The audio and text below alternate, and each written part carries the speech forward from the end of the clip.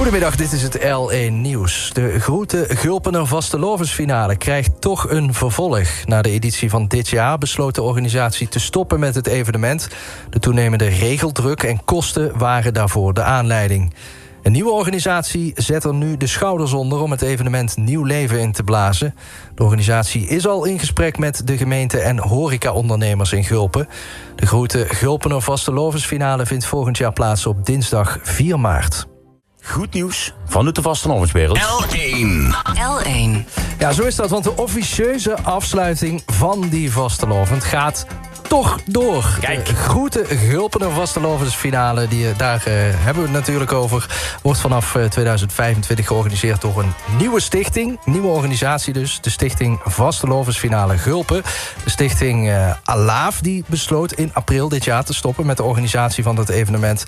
En dat kwam dan onder meer door de steeds strengere eisen die gesteld werden en ook de hoge kosten waren oorzaak van dat besluit. Aan de lijn, Peter Levaux van de Stichting Vastelovensfinale Gulpen. Goedemiddag, meneer Levaux. Goedemiddag. Hoi. En de Vastelovensfinale, Grote Gulpener Vastelovensfinale, ja, dat kost niet volgens jullie. Nee, dat is inderdaad letterlijk de goede tekst. We zijn dus letterlijk een hoedje geschrokken toen de voormalige organisatie zei van ja, we stoppen er maar mee. Hè. Overigens goed te begrijpen waarom ze dat deden. Laat er geen misstanden voorzien, maar met een aantal mensen hebben we ons toen diep in de ogen aangekeken en gezegd van ja, dit willen we absoluut niet laten gebeuren. Ja, want door even op instekend, waarom dat de vuurganger gestopt is, een heel aantal redenen drogen ze aan. Strengere eisen wat betreft vergunningen, regeldruk, vrijwilligerstekorten, hogere kosten. Allemaal redenen voor het vorige bestuur ermee te stoppen. Wie gooi jij dit tegemoet? Nou ja, het is logisch dat wij ook tegen vergelijkbare problemen zullen aanlopen en nog aanlopen. Daar wil ik meteen bij zeggen dat ik denk dat bijvoorbeeld vrijwilligers best een thema is voor alle organisaties. Nou, we hebben zoiets zei met een paar mensen als die in de ogen keken zeiden van willen dit niet laten gebeuren. En we kregen eigenlijk spontaan steeds meer toeloop van mensen uit dezelfde gemeenschap die zeiden van ja, wij willen ook aan alle kanten helpen hoe het kan.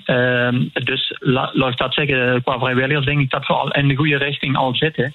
En verder hebben we in aanloop nu al, voordat we dit bekend maakten, natuurlijk gesprekken gehad met de voornaamste stakeholders van dit evenement.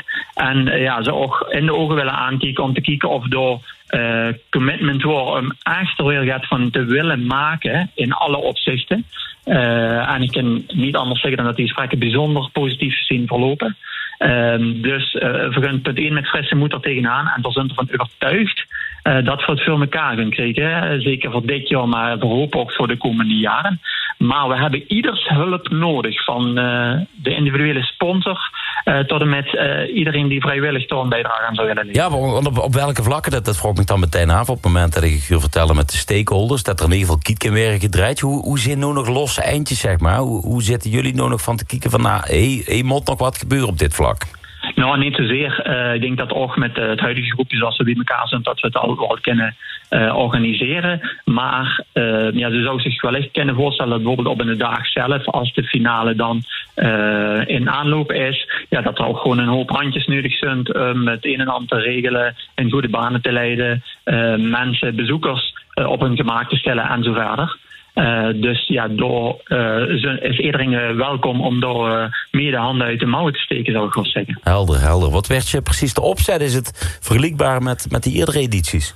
Nou ja, ik kan eigenlijk verklappen dat ik denk dat de gemiddelde bezoeker niks gaat merken van dat er opeens een andere organisatie is. We hebben de intentie om de organisatie op dezelfde manier, het evenement op dezelfde manier te laten verlopen als dat het altijd ging. Omdat we ook vinden dat de vorige organisatie het echt hun werk fantastisch gedaan. Een prachtig evenement neergezet. En als we dat al kunnen evenaren, nou, dan zijn we toch meer dan spekkoper, denk ik. Ja, zeker. Het werd helemaal in hier gegooid. Dus de Grote Gulpener Vastelovensfinale blijft ook te zien trouwens op L1 Televisie.